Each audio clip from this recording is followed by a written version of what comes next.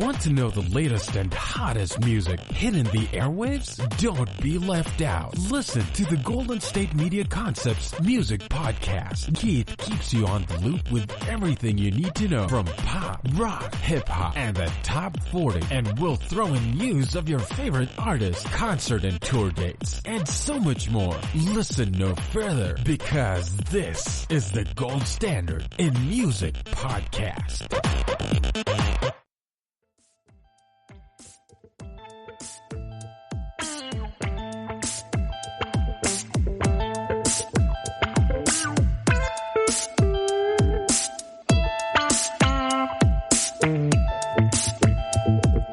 Hello and welcome to the GSMC Music Podcast, brought to you by the GSMC Podcast Network. I am your host, Cynthia. And I am your other host, Keith. All right, Keith. So this past week, have you been listening to any good music, good vibey music, anything of that? I like how you specifically said a keyword that is in your notes. Yes, I listened to some music, not only because I was forced to, because I said that we should both commit to listening to something that we suggested to each other, but also because I just generally do like music. So do I. I have a playlist for like every mood in my life. We talked in the last episode about a shower playlist, which I hope you get a Bluetooth speaker. So I can eventually partake in shower playlisting. Yes. I have a shower playlist. I have a getting ready playlist or while I do my makeup. I have a gym playlist. I have a bubble bath playlist. Ooh, see, that could be like vibey music. And I keep saying vibey, you know, it's just feel good music. That's it's just the song Pop by NSYNC on repeat for about 3 hours. Oh, really? Yeah. You can listen to the same song for 3 hours? Oh my. No, well, I mean, if it's if it's NSYNC, I could probably do it. I don't actually have that playlist, but I might now. You should. I'm the type of person, I can't listen to a full like 3-4 minute song, which is really annoying for others. I listen to about a minute and then I have to like skip it. Ugh. I know. I can't do that. I know. I absolutely can't do that. I have to hear the whole song all the way through. Mostly because the first time that I hear a song, I just assume that I'm not going to like it because I've spent the first like minute criticizing it, and then I'm hopeful that it will find a way to redeem itself by the end of the song. So I have to listen to it all the way through to be sure that my assumption about whether I like it or not is good. Well, yeah, I'm kind of like that too. Sometimes when I listen to new music, I have to listen to it repeatedly to make sure if I actually like it. But in this album I'm about to start talking about right now, Tory Lanez's new album, Chicks Tape 5, this is one of the very few albums I listened to the first time through, and I immediately knew that I liked it. And the reason why I liked it so much, I gave this whole album a theme called Blast from the Past because Tory Lanez, he brought on like all the old R&B legends onto this album. The features on this project are amazing. He brought in, if you guys are not into R&B, I'll list a few of the features he had on the album. Ashanti. He also had, what's his face? Snoop Dogg, Jagged Edge, Trey Songz, T-Pain, and so many more. And the reason why this album was so special to me was because Tory Lanez took us through a very nostalgic musical journey. Every single song on the project, he sampled it from an early 2000s era classic hit. So early 2000s is classic now? It is now. I mean, we're about to get into 2020. That's insane. Just saying that out loud seems not even real, 2020. But yeah, I guess a throwback now is early 2000s. Yeah.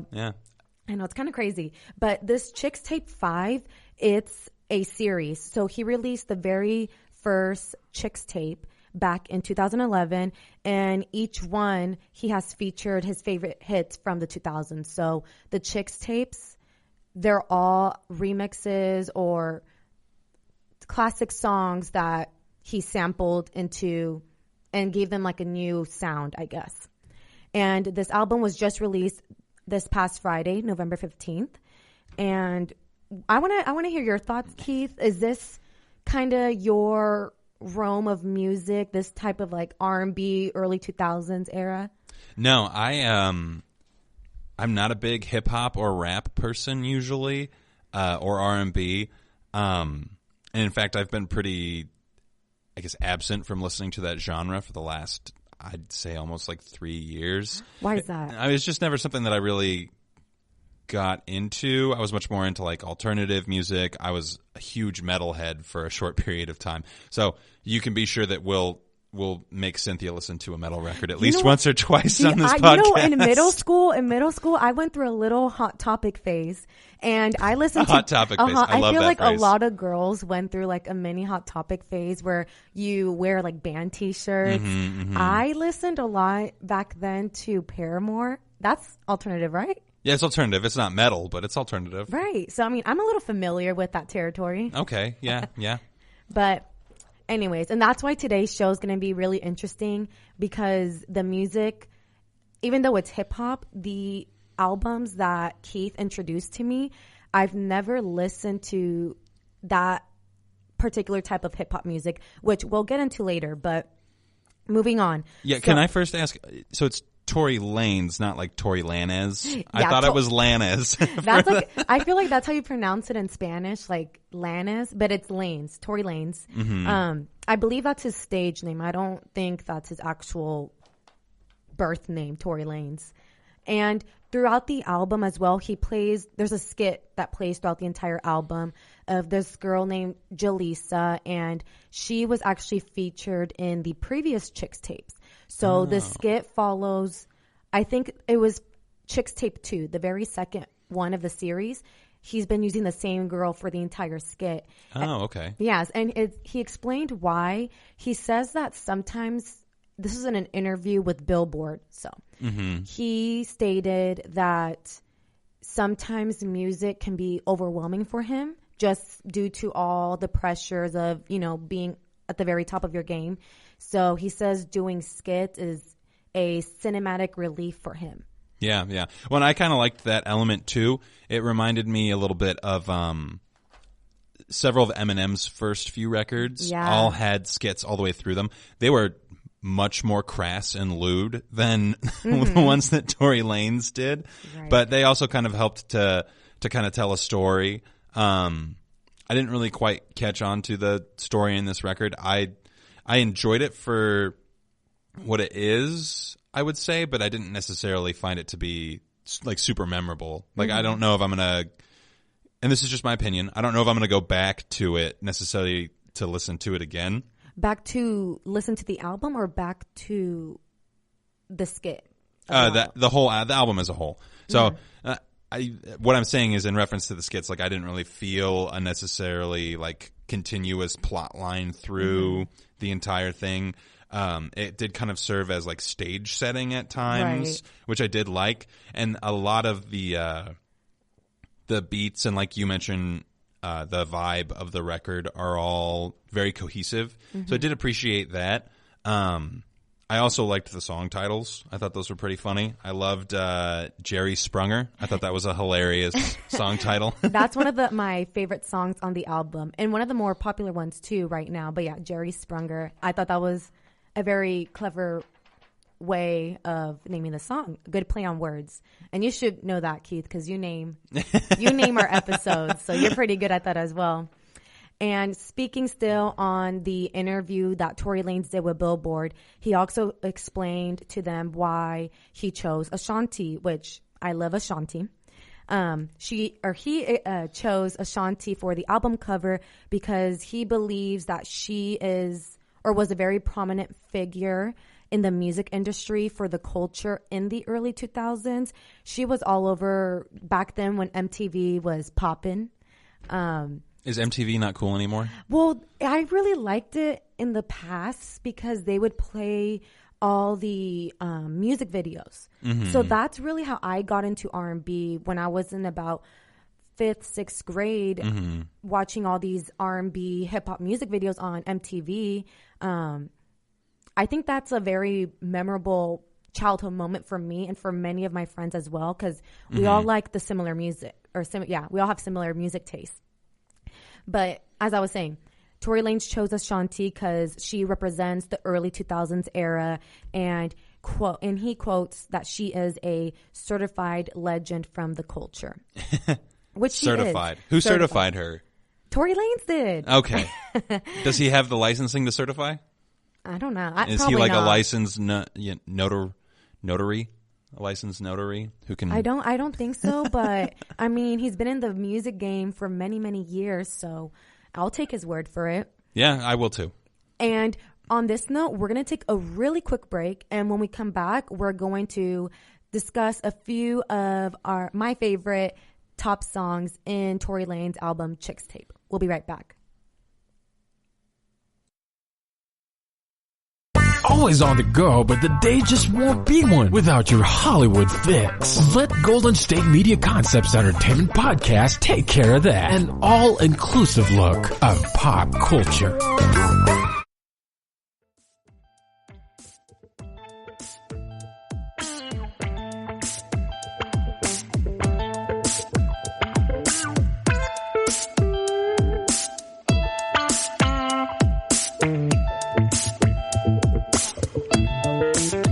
Welcome back to the GSMC Music Podcast.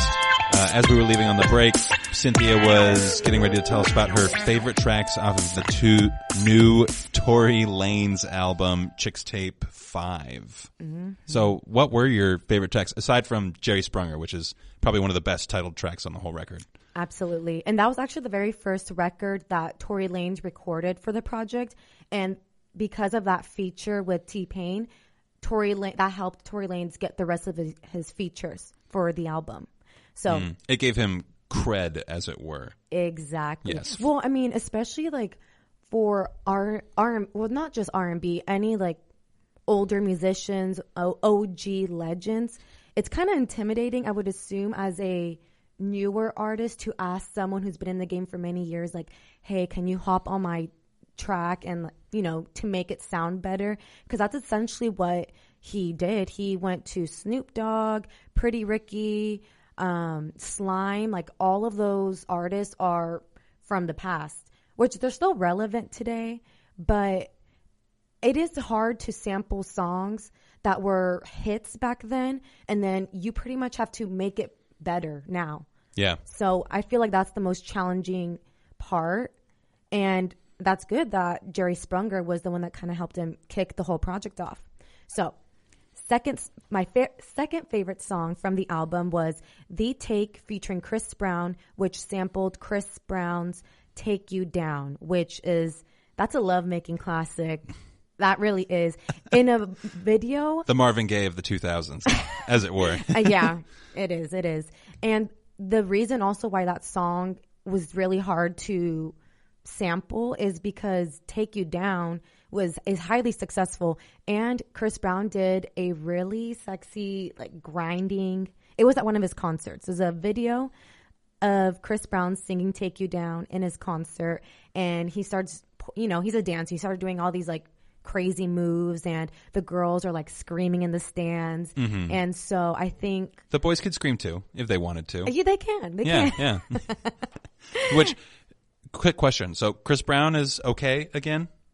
I mean, what do you mean by okay? Like we all know what happened with Chris Brown and Rihanna several years ago. So Chris Brown is okay. I don't want to say forgiven him necessarily, because that's not really on us at all as a listening audience, but like we feel okay with listening to Chris Brown again? I feel like people have been okay with listening to him for a while. Mm-hmm. Rihanna, actually, a while back, she already forgave him.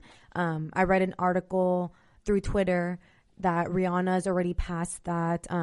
She wants to put that whole situation behind. So I'm assuming, I don't feel like he'll ever be, he's labeled as like the bad boy, right? Like that's kind of his whole image. And I feel like that's why so many women and maybe men gravitate towards him, because it's like he's such a bad boy, but like he's such a good artist at the same time. Some people, not me, have compared him to Michael Jackson. Yeah, that's a pretty it's a pretty high praise. It is. I think it's just due to his dance moves. And sure, yeah. I've seen him live in concert. I did see Chris Brown like 5-6 years ago, and I will honestly say he can put on a show. He is meant to be on stage. That is 100% true. So, third song, my favorite of the album, Still Waiting, featuring Trey Songz, which sampled Trey Songz' 2007 hit Can't Help But Wait, which is another classic. And by the way, Keith and listeners, Trey Songz, I've been obsessed with them since I think literally like 8th grade. So, and I've never heard a single one of their songs. Really? He's also, Trey Songz was the very first singer artist ever in my life. He was the very first concert I went to. That's so sweet. I know. I think. I haven't listened to any of his songs, so I have no idea like the context of that. He's mainly R&B. Okay. But lately he put out a mixtape last year. Quick question. What is a mixtape? I don't understand this because in like your standard traditional music landscape, you have EP, LP, and singles. And B-sides. Mm-hmm. So what is a mixtape? Is it like an EP where it's like 5 to 6 tracks that lasts about 20 to 30 minutes? I feel what an EP and mixtape is just shorter, right? An album is more of a cohesive project, whereas a mixtape is not. Okay. I honestly, that still kind of confuses me too. I think that's part of the point. Mm-hmm, right? Is that we feel like we're all missing out on something because all of these people are like, oh yeah, I made a mixtape. And everyone's like, what's a mixtape? Right. Yeah, it's part of the cool allure of it. When I think of mixtapes, I think of guys giving out their CDs and tapes out on Venice Beach. Have you ever been to Venice Beach? No, I have not. Well, comment below or comment in the comment section if you have, because in Venice Beach, LA, there's always these guys who are like giving out their mixtapes and CDs to listen to. So when I think of mixtape, for some reason, that's exactly what I picture. Okay, that makes sense. Yeah, but that's just me. And moving on to the next song, Thoughts is another favorite of mine. And that's thoughts spelled correctly, not like a thought. It's THOUGHTS. Just so the listeners are aware. Yeah. To clarify. Well, because we'll talk about a track later on one of the records that I sent you. Yes. Jesus Forgive Me, I'm a Thought, and it's spelled differently. So yeah, so this is Thoughts featuring Lloyd and Lil Wayne, and this sampled their song You, and this is probably top 2. There's about 18 tracks in the project. This is probably my top 2 favorite on the project because it gives a whole different vibe and flow to the original song You. So in Thoughts, it's more of a Caribbean Afrobeat style. So it makes you want to like dance, slow wind. I have an Island Vibes music playlist as well. And this song already went there. But I'm a big fan of like Afro-Caribbean music. So I really appreciated this track. And also it dives into a little bit into Tory Lanez's roots. So he's Canadian, but I know he has his roots go back Canadian like Drake? Yeah. Okay, I think they're from the same area. Yeah, in Canada. But I know that I read that one of his parents is Caribbean, but I'm not exactly sure from where. Okay. And the final song, Room 12, featuring Slim and Nice, which sampled You Already Know by 112. And this was the last song that was recorded on the album. And again, I love the sound. I love the beat of the entire song. So those are my top 5. Room 112, Thoughts, Still Waiting, The Take, and Jerry Sprunger. How about you, Keith? I didn't really necessarily write down any of my favorite tracks. I definitely, like I've said, I enjoyed Jerry Sprunger, and I really liked the kind of like pause and refresh that you get with Thoughts. The track just kind of stands out amongst the other tracks because of the subtle music differences just in the structure and actual beat of the song. So it was kind of nice, refreshing way to go from like this top 40 Billboard hit sample feel to this kind of like more relaxed, more, as you would say, vibey track. Yeah, I used your word. But no, I absolutely agree with you. So I think we can both kind of say that Jerry Sprunger and Thoughts, right? Because that's the one highly recommend those 2 songs. Yeah. Out of 10, what would you give the record? Overall, I would say a 9 out of 10. The only reason why I give it a 9 and not a 10 is because every song is a sample. So it's not an original, right? So I can't give it a full 10 when it was already a classic hit back then. But now Tory Lanez just made it even better and gave it a new sound. So big shout out, honestly, to Tory Lanez. That's really hard to do, to sample songs and just top it from what it was previously. And thank you, Tory Lanez, for reminding us of simpler times when white Air Forces, I mean, they're still in, but back then they were really in, and the big, you know, spray tees. So it was very nostalgic for me. Spray tee? This, you know, the big like white tees where they spray paint on them. Oh, okay, yeah. We're talking about streetwear. Streetwear, yeah. Streetwear. Right. He's putting quotes on that. Streetwear. Yes. But anyway, for this incredibly visual medium of podcasting. Exactly. Imagery here, people. Yeah. But yeah, so all in all, if you love R&B, I highly recommend this album, especially if you're a fan of the early 2000s. Yeah, and I would like to say, I think that, like, if I were to give this a rating, I'd probably give it like a 6 or maybe even a 5.5. But You're hard critic. I don't give anything a 10, honestly. In the entirety of this podcast, if I ever give out a 10, then you should be really surprised. But I do want to say that the fact that he's able to take all of these samples from these songs that a lot of people are very familiar with and give them a new kind of fresh look really is a testament to the quality of, I would say, musician or composer that Tory Lanez is, or that his team is, depending on if he worked with a team or by himself. So I think that in itself is reason enough to give the record a shot. So I would definitely also recommend listening to this. So Keith and I both agree. Yay. And on that note, we're going to take our second quick break. And when we come back, we're going to move to a different topic. Ari Lennox getting snubbed at the Soul Train Music Awards. We'll be right back. Tired of searching the vast jungle of podcasts? Now listen close and hear this out.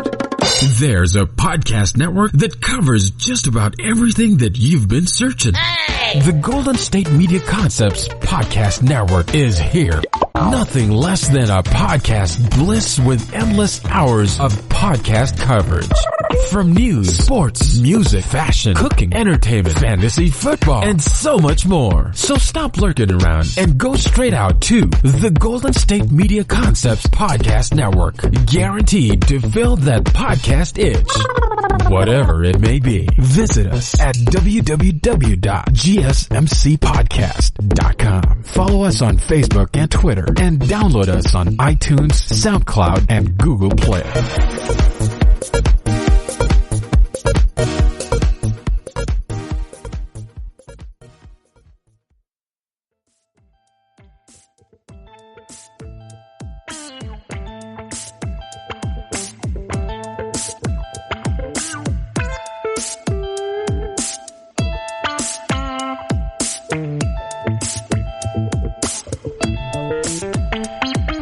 Alrighty, welcome back for the second time to the GSMC Music Podcast. We are about to talk about something else that I have no knowledge of prior to doing this show, the Soul Train Music Awards. Yes, so, I mean, I'll give you guys a little bit of knowledge then. So, the Soul Train Music Awards, it's pretty much an award show ceremony that takes place annually. And it just happened this Sunday, November 17th, and it pretty much just recognizes and honors the entertainers who represent R&B, soul music, and a little bit of hip-hop actually, but more geared towards R&B and soul music, which I'm sure you guys have picked up on it already. I am a huge fan of that genre. And something specific that I want to talk about regarding the Soul Train Music Awards is about Ari Lennox. She's a soul singer, and how she feels that she got snubbed at the Soul Train Music Awards. I mean, with my minimal knowledge, I would have to completely agree that she was snubbed. Mm-hmm. So Ari Lennox, she released her album, Shea Butter Baby. Just that name alone. Oh, so good. Right. Yeah. Just the name, like Shea Butter Baby, that just reminds me of like cocoa butter. Yeah. I don't like, right. Like, and it's got that nice, like, consonant feel to it, Shea Butter Baby. Like, it feels soulful and like just rolls off the tongue. Yeah, exactly. And so Ari Lennox released this project in May of 2019, and she classifies this album as a neo soul album, a feel-good album, which it absolutely is. A couple of my favorite tracks on the album are Whipped Cream and BMO, which BMO, it stands for Break Me Off. So. Oh, okay. Right. Break Me Off and Whipped Cream. Those are one of my favorite tracks. And even Whipped Cream, like a song called Whipped Cream. Whipped Cream. Whipped Cream, exactly. So Ari Lennox was nominated for 3 awards, but she took home none. So this is really surprising to me because Ari Lennox classifies herself as a soul singer. And everything about her screams soul and soul music. So she she lost the, what was the award? She lost the Album of the Year award. She lost it to Lizzo. And to me, Lizzo is more pop. So you can kind of see Ari's frustrations here, right? She gave it her, and she worked on this album for about like 3 or 4 years. That's the crazy thing too. You can tell in the album. I listened to a few tracks before we started the podcast just so that I could try to familiarize myself, and I was immediately impressed. Like, I'm going to go back and listen to the whole record. I could skip through that Lizzo record and listen to 5 seconds of each song and know exactly what I'm going to get the whole time. And it's definitely like maybe 2 tracks. I think Jerome was a track on there, or Jeremy. I can't remember what it was. And that one had a little bit of soul to it because you got to hear a little bit of Lizzo's vocals, which are good, right? It's not that Lizzo's bad or anything.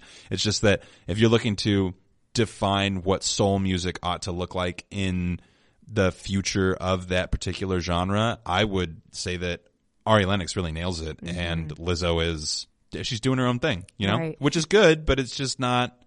I wouldn't have given Lizzo Album of the Year at a soul music award. Exactly. Yeah. And I just feel like they're both in 2 separate categories. So it doesn't even make sense to me how they can both be under the same category at a soul award show for Album of the Year. Yeah, it's like Lizzo got the award for being the best apple, but she's an orange. That's wow, that's really good. Perfect analogy right there. And Ari Lennox, she took to Twitter on Tuesday night explaining to her fans her disappointment with the music industry and just her overall frustrations. She made it very clear in her tweets that she doesn't want to sound entitled. It's not entitlement here. It's just that she can't wrap her mind around how she is a soul singer and she didn't win any award for a soul album. Do we know how popular Ari Lennox is? Well, I mean, do you know how popular she is? I have no idea, but I feel like after her album Shea Butter Baby, she gained a lot of popularity because, as you said, it's really good. If you haven't listened to it, again, I highly, highly recommend. Feel good music right there. And I wouldn't say she's one of like the trendiest people. Like, she's not a Kardashian, right? But they're in 2 separate lanes. I am a fan of Ari. They're both doing their own thing, but Ari Lennox is just not in the media in that way. She's strictly just my music, here it is, and that's that. I don't get involved with any of the drama. I don't care to be a fashionista. So I think because of that she's not considered a trendy girl. Yeah, she could have well, I was going to say, I think that half the reason they would even give an award to an artist who might not like fully qualify for it would be as a media ploy, because you're going to garner a lot more attention from giving the award to Lizzo, because Lizzo is very popular right now, and rightfully so. She makes good music, and she targets a demographic and represents a demographic that has had minimal representation prior to this. And so when they give her that award, like, it says something about not only those awards, but the industry, and it's going to garner more popularity, because it is like, even the snub of Ari Lennox garners popularity for the award show in itself, which is like, I've never even heard of it. So obviously it's not like a household name for everybody. So if they can give the award to someone who is more of a household name, they're going to garner more attention for themselves. And I think, if anything, not to speak for Ari Lennox or to assume that I know anything about what it's like to be in the music industry, but if I'm her, I'm partially upset about the fact that I probably know that, Like, I doubt that Ari Lennox is ignorant to the fact that half of Lizzo getting the award is like a publicity. Oh, absolutely. Thing. My personal opinion, I think award shows are very rigged. I know I'm not even really sure how they calculate the votes or how they really handle the votes or anything of that sort. I know some award shows you can vote, the people can vote, but even then I'm like, it has to be a little rigged, because some of these categories, I'm like, these artists should not even be in the same group. Or this artist, like how you said, Lizzo, she's not really soul. So how is she nominated for awards at a Soul Train Music Awards? So it just doesn't really make sense to me, like who categorizes. I think how you said, it's almost like a popularity contest at this point. Yeah. But again, not knocking Lizzo down. I do like Lizzo. Am I a huge fan of her music? No. I only know one, Truth Hurts. It plays on the radio like 100 times within an hour, but that's okay. So yeah, overall, Ari Lennox, she stated that she wants to quit music after this loss, saying that she's been grinding since 2009 and she just doesn't feel valued in the music industry. And I hope she doesn't quit, because she makes really good music. Yeah, I really, from the couple tracks that I listened to, I really felt like she absolutely does represent what neo soul is going to have to look like in the future if it wants to stay alive as a genre that's in the main view of listeners. Mm-hmm, absolutely. And right there, folks, we just dived into the Soul Train Music Awards, more R&B. And when we come back after the break, Keith is going to talk about the two albums, which is from There Existed an Addiction for Blood and All My Heroes Are Cornballs. So this should be interesting. We'll be right back.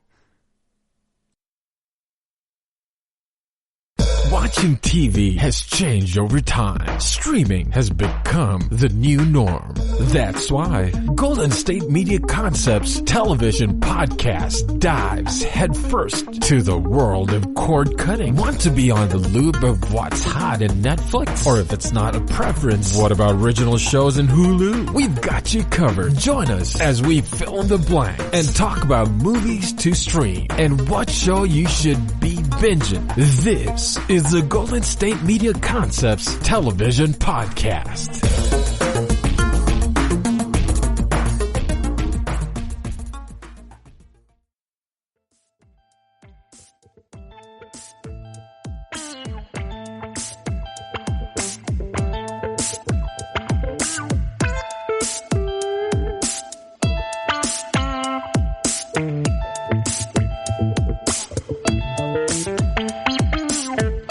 All right, that is the last commercial break for today, I promise. Welcome back to the GSMC Music Podcast with Keith and Cynthia.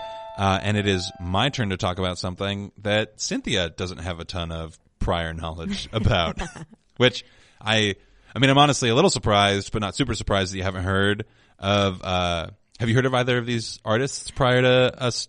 I have not. You put me on. Do you know what it means for you to put me on? No, I don't. That means like you introduced me to it. Like because of you, I know these artists. Because prior to Keith sending me these albums and these artists, I have never heard of this type of hip hop. But I like learning, so I don't mind. I'm super surprised that you hadn't heard of at least like JPEG Mafia. I was told by the person who recommended me to listen to the record that he was popular. So I guess it's not like any of the songs on this record are really radio friendly necessarily. So I can understand like why you would have never heard of him, but I am a little surprised. JPEG Mafia, he must be a little popular because I did see that he's on the lineup for this year's Snow Globe Music Festival in Lake Tahoe. Cool. Yeah, so I mean, people must listen to him. Right. Yeah. But the first record that we're going to talk about is a record from an artist called Clipping. And it's their most recent record, There Existed an Addiction for Blood. Just that name alone scared me a little bit. I was like, when Keith first sent me this album, I thought it was a typo. I'm like, am I reading this right? I mean, technically I did send you a typo because I didn't have the title of the record correct when I first suggested it. It said Blood. I was like, yeah. I'm intrigued. It's a little intense, yeah. Clipping is an artist. They're a rap artist. Or hip hop, experimental hip hop.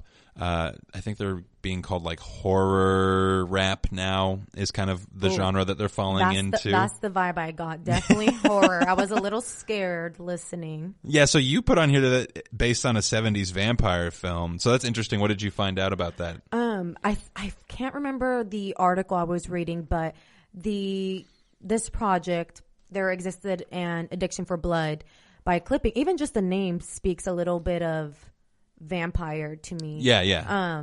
But to be honest, I can't think of the details right now, but I did remember reading that it's based on a 70s vampire film that Clippings is a fan of. Yeah. I can't think of the exact film on the top of my head right now, but it makes sense, again, with the title of the album. Yeah, and the feel of the album is very horror movie as well. It's got a lot of dissonance, a lot of really interesting like phrasing as far as the verses are concerned, and the way that the lead, I think it's 2 rappers. I'm not totally sure. I know that in their 2016, I want to say, record Splendor and Misery, they had the guy who one of the guys rapping on that record was the person who rapped for the musical Hamilton. Oh, really? So he's a very talented individual, and I think he was on this one too. I think that he's one of the 2 primary members. Clipping is like the pretense of their music is that they get all of the noises and sounds and beats and everything from found sound. So if you hear like a glass breaking, that's a glass they actually broke in real life. Wow. Is that what it's called? Found sound? Yeah. So if you listened to like a record people might be more familiar with that has a similar principle, which Kanye West absolutely stole from Clipping. Well, maybe not stole so much as borrowed. But Yeezus, which is Kanye's best record, but we can talk about that another week. There's a specific song on there called I'm in It, where he uses a dog bark for the snare drum, and that's like an actual recording of a dog barking that Kanye took himself. And that's kind of the idea behind what Clipping does, is like all of their beats, it's all constructed from things that they've done in the real world to record that sound. So it's pretty interesting. I think I picked up on that. I can't remember the name of one of the songs on the album, but I was listening to the album off of my laptop, and I started hearing like static sound, like radio static, and I thought it was my laptop or the sound off iTunes getting mixed up, but I realized soon that it was actually in the song. And I think because of that, I couldn't get through the entire album because the noise and like the sound in the songs were just so intense for me. Yeah, it is a very intense record. And Right. that's something that Clipping does a lot of. It was just very intense. So because of this, it wasn't even him rapping. They can rap. It's a group, right? I think it's 2 guys. I'm not totally sure. They definitely have bars. When that I can't deny. Is this my style of hip hop? No. But I could definitely appreciate their flow. They definitely, again, like I said, they have bars. But just the sound alone kind of threw me off because I'm like, I can't even like focus on the lyrics because I'm so focused on, I guess, the background noise. What was it? What was the word? The found sound, yeah. The found sound, right. All of the songs feel a little bit like frenetic, kind of like just really... They make you feel anxious, and I think that's like right. that's part of the point because it is based off of like an old horror movie. So, and they're trying to enter into like maybe a different kind of genre or make a different kind of statement. Most of the records that Clipping does are concept records. So, like their first record was about this story of a slave in space who like escaped and then falls in love with the computer on the ship. So it's like this big long story, and a lot of their work has been similar things. So they definitely try to keep on like a theme or a similar feel for most of their record. And this one definitely kind of captures that like horror movie feel in a unique and interesting way that kind of hasn't been done in this space before. Right. And so what would you recommend, Keith, or how would you recommend listening to this album? Like in what type of setting would you say to our listeners, like you should play this album? Is it like when you're working out? Would you suggest listening? Because that's a type of, it was hardcore for me. I said it was a little too hardcore. I wouldn't be able to listen to this album like twice. Even I couldn't even listen to it once all the way through. So what would you recommend to our listeners? What's a good setting to listen to this album? I would say that this is kind of an album that you have to sit and chew on. It's kind of like, I'm trying to think of a food that's like a really acquired taste, but once you've acquired it, you really enjoy it. I guess I could say just basically it's kind of like stinky cheese. Like if you're just listening to it passively, like if you walk into a room and you smell stinky cheese, you're like, oh, that smells gross. I'm not going to partake in that particular thing. And I think this record is the same way. So like if you're trying to do chores in the kitchen or something and you're just going to listen to this in the background, I think you're going to have a bit of a harder time getting into it. But if you can like sit down and really just kind of sit in the record and in the songs, I think that there is a lot of good melodic movement that kind of juxtaposes the anxiousness and the anxiety that is incurred by listening to a record that is this hardcore, as you will. So I would definitely say give it a shot. I think very highly of Clipping. Unfortunately, a lot of other people did not agree with me on this particular record. Me. Well, not just that, but Pitchfork. So Pitchfork is kind of like the place to go for weird music, right? Pitchfork did not like this record. They hated it. They gave it like a 4 out of 10. I read on that actually on Pitchfork. I did. And they sent, the guy who wrote the article had several digs about how it feels listless and it's just not a good record. I really feel like the unfortunate product of success is that people expect you to be able to capture it again or to do something very similar. And Clipping is really well known amongst critics for their Splendor and Misery record, the one that I was talking about earlier, which is absolutely incredible. And I won't disagree that I think it is probably like, as of now, their magnum opus, if you will. But I think that people get kind of stuck in thinking that, oh, what this band is going to come out with or what this group is going to come out with next is going to be similar to that. And if it's not, then it's not as good. I think that this record is good on its own, but I wouldn't necessarily put it in the same rank as I would Splendor and Misery. But you should definitely give it a listen. Definitely not the type of hip hop you listen or the typical hip hop sound you hear in like club. It's not club music. No, you're not going to be able to dance to it. Right. It's not Drake. It's not Migos. So definitely a different style of hip hop that, thanks to Keith, introduced to me. Again, would I listen to the album again? No, but give it a shot. We're going to leave it at that. And we're going to talk about the second album now that Keith picked out for me to listen to. So Keith, introduce the topic. Yeah, so we listened to JPEG Mafia, All My Heroes Are Cornballs. And I actually hadn't listened to this before suggesting it to you. It's been on my to listen to list for a while, so I just figured this was a great excuse. The record is recorded entirely in a home studio, which I think is pretty awesome. The mixing and the mastering were all done by Barrington Hendricks, I think is his last name, and he is JPEG Mafia. So JPEG Mafia is just one person, kind of like Bon Iver is. So well, is that mainly his Justin Vernon. birth name, Barrington Hendricks? Yes, yeah, Barrington. Weird name, huh? It is. Yeah. That sounds like a city.